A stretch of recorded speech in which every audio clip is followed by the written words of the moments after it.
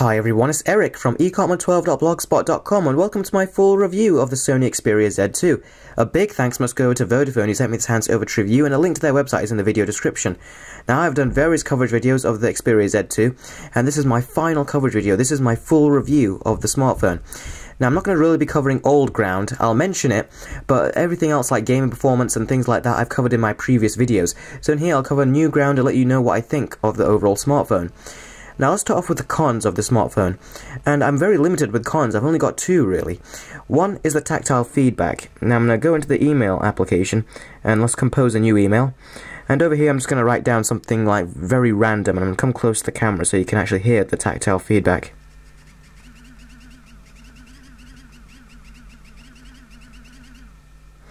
So as you can see, I only said thus, but the keyboard experience is very good. I can type very, very fast on this, surprisingly, and the autocorrection is extremely good with Sony's built-in keyboard.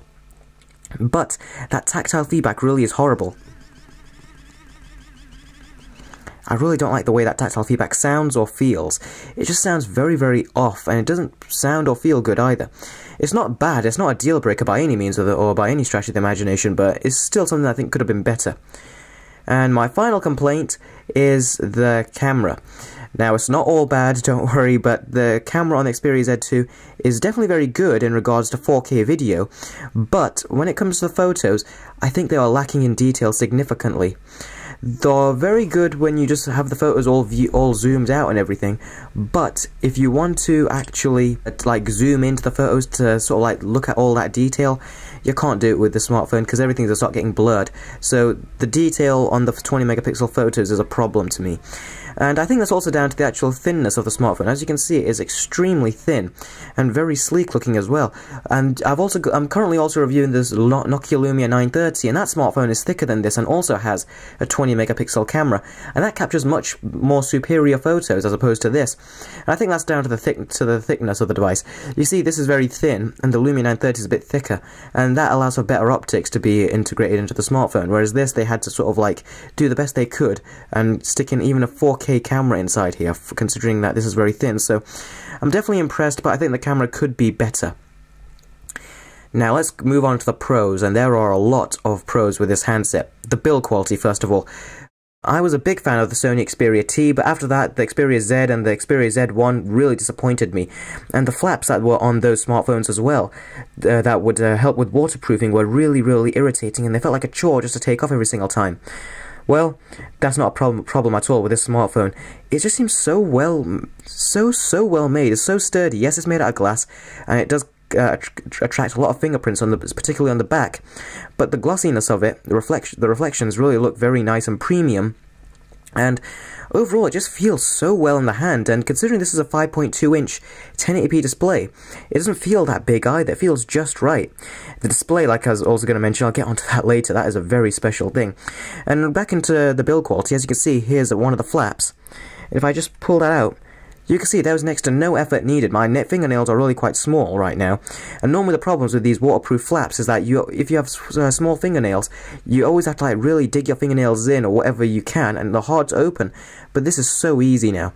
Samsung had that problem with the Galaxy S5 with the charging port, and various other smartphones have this problem, but Sony, I think, have mastered it. I have no complaints with taking off these ports right over here. And also, something I'm going to show you, this is actually the SIM card slot. Let's move back to this side. As you can see, it's so easy to get the flaps off.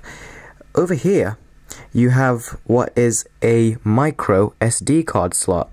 So, the micro SD card slot supports up to a 128GB card. So, micro SD cards are very cheap nowadays, and you can really, for next to, well, not much price at all, for great value, you can stick a 128GB micro SD card inside here, and that will expand the storage to no end. You should not need more storage space than that on a smartphone.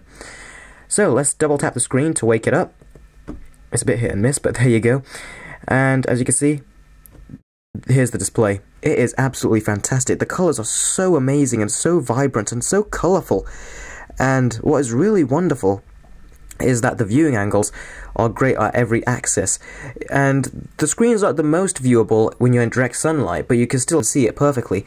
But I've seen other smartphones out there that do better with direct sunlight, but that does not mean this one does anything bad. It's still very good and still very viewable in direct sunlight.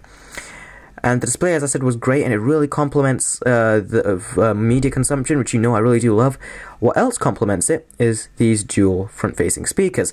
Now, first of all, the way that Sony have engineered them is absolutely fantastic. I mean, you can barely see them. I showed a couple of people, and I asked them if they could spot the speakers. It took them a couple of minutes before they actually figured out that these were the speaker grills, and they only thought one of these were the speaker grills. So it's a very subtle implementation of the design, but they haven't really skimped on the sound quality. Now, yes, they're not as good as the HTC One M8 or the One M8 Mini or anything like that, but they're still extremely good sound quality, and especially that they're so subtle in the design, they take up next to no extra additional space.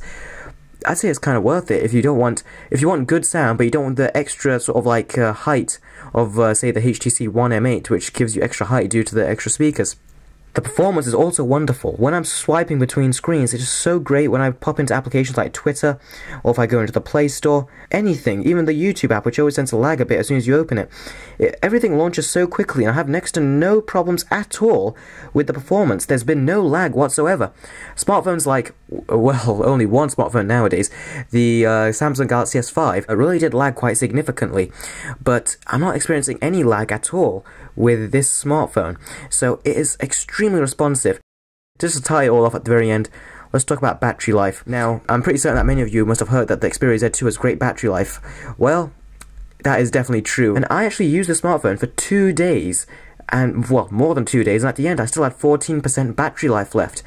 The battery on this is amazing. This is the first smartphone where I can give it a full charge to 100%, then I don't have to worry about it for 2 or 3 days. I mean, seriously, the battery is absolutely stunning on this smartphone. I went to a trip on London, and before I did that, I actually charged the battery 100%, and by the end of the day I had about 66% left, and as that was like medium to heavy use on that day, because I was using it a lot on the trip to London and the trip back as well, and by 6 o'clock in the evening next day I still have about 30% battery left.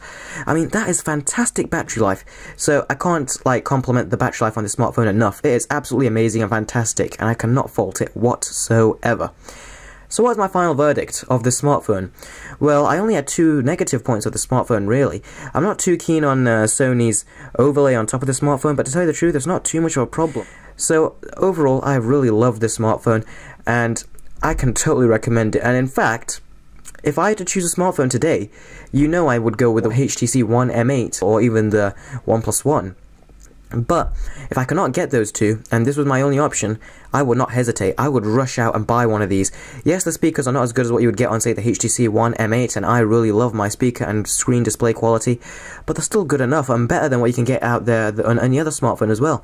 So overall, I'm extremely impressed with this smartphone. I cannot recommend it highly enough, and if you really want a Sony Xperia smartphone, and you're moving from the iPhone or from any other smartphone, I can still recommend you totally get it. The performance is great, the camera, even though not as good in terms of detail, is still fantastic. You've got 4K video recording, which is looks absolutely beautiful, and a fantastic looking screen as well.